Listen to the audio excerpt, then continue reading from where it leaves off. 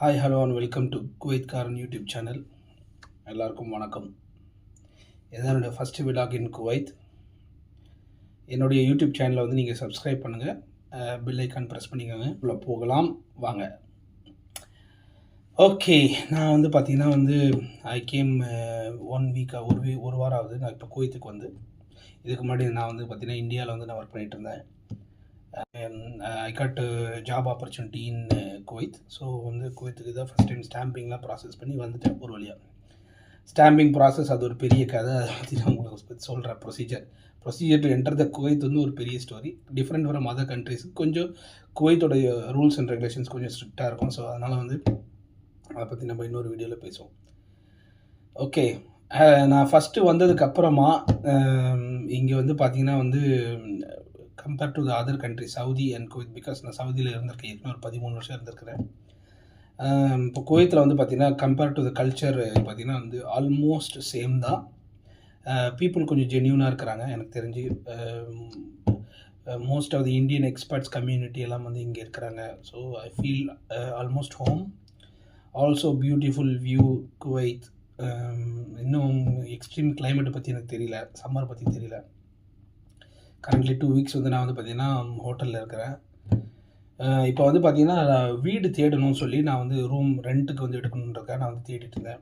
நான் குவைத்துக்கு வர்றதுக்கு முன்னாடி வந்து பார்த்திங்கன்னா ஒரு யூடியூப் சேனலில் ரெஃபரன்ஸ் நான் பார்த்தேன். எப்படி இங்கேருந்து யாராவது வீடியோ போடுறாங்களா என்ன குவைத்தை பற்றி தெரிஞ்சுக்கலாம்னு சொல்லி பார்க்கும்போது பார்த்திங்கன்னா ஒரு ஃபேமிலி ஒருத்தவங்க வீடியோ போட்டாங்க. 270 வரைக்கும் வரும் அப்படின்னு நம்ம சொல்லியிருந்தாங்க. அது வந்து பார்த்திங்கன்னா for from my office area, அதாவது கொஞ்சம் தூரத்தில் இருக்குன்னு நினைக்கிறேன். அங்கேருந்தும் ஆளுங்க வந்து எங்கள் ஆஃபீஸில் இருக்கவங்க வராங்க. அது பேர் வந்து அப்பாசியான்ற ஏரியா. அது அங்கேருந்து வராங்க. பட் ஆனால் அங்கே ரெண்ட் எல்லாம் கம்மி தான். இப்போது நான் நேற்று தேடின ஒரு ரூமுடைய ரெண்ட் வந்து பார்த்திங்கன்னா நம்ம ஊர் காசுக்கு 1,00,000 பக்கம் வருது. எப்படின்னு கேட்டிங்கன்னா 350 கேடி குவைத்தி தினார். ஒரு தினார் வந்து பார்த்திங்கன்னா 280 இந்தியன் ருபீஸ். ஓகேங்களா. இங்கே வந்து பார்த்திங்கன்னா வந்து ஸோ இங்கே வந்து பார்த்திங்கன்னா வந்து குவைத்தி தினார் வந்து பார்த்திங்கன்னா 350 கேடின்றதை கம்பேர் பண்ணால் 1,00,000 இருந்துச்சு. ஸோ அதுவே எனக்கு ஒரு மிகப்பெரிய ஷாக்கு.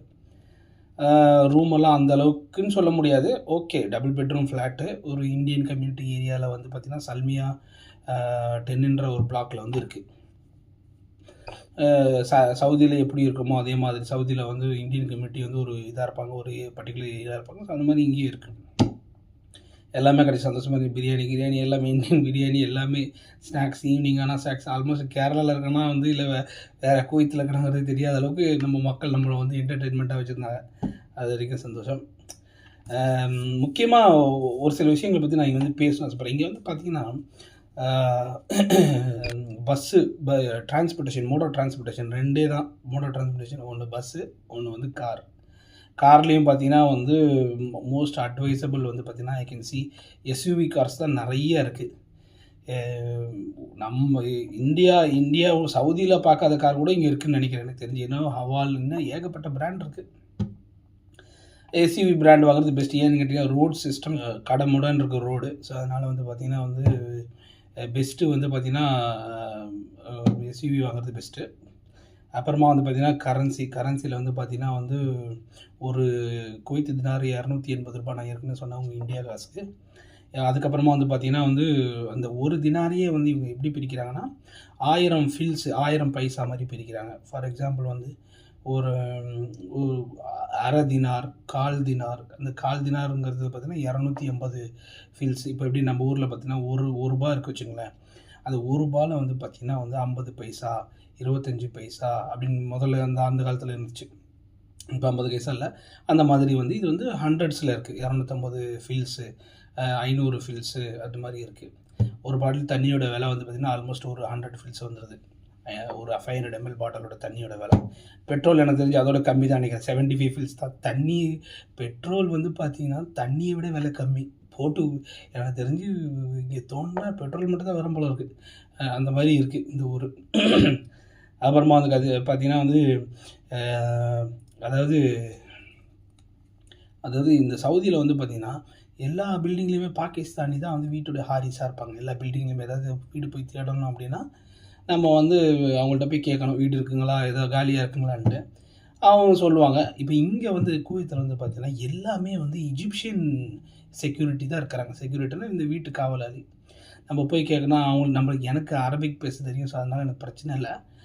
எனக்கு தெரிஞ்சு இந்தியன் ஆளுங்கலாம் போய் கேட்டாங்கனாக்கும் எனக்கு தெரிஞ்சு அதெல்லாம் கிடையாது கிடையாது போட்டின்னுலாம் என்னன்னு தெரியல. அந்த மாதிரி இருக்குது.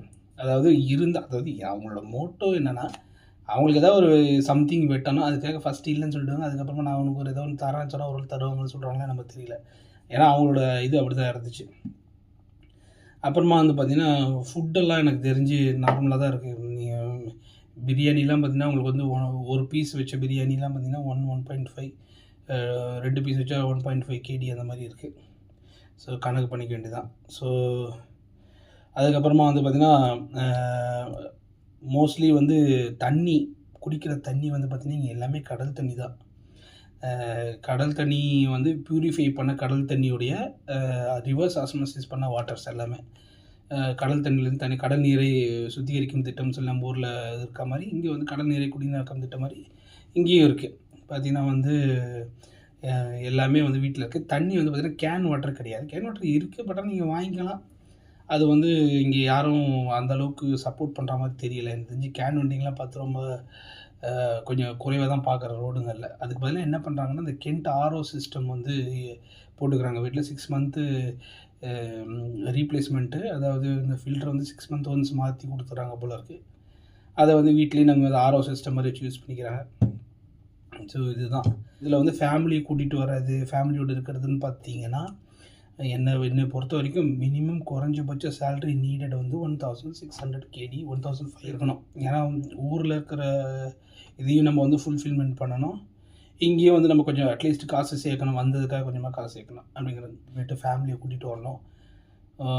பார்ப்போம். ஏதாவது நியூ அப்டேட்ஸ் இருந்துச்சுன்னா நான் கண்டிப்பாக உங்களுக்கு அப்டேட் பண்ணுறேன்.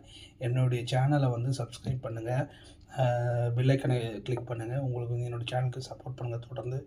ஊர்லேருந்து வரும்போது ஒரு ஒரு கனத்தை இதோடு தான் வந்தேன்.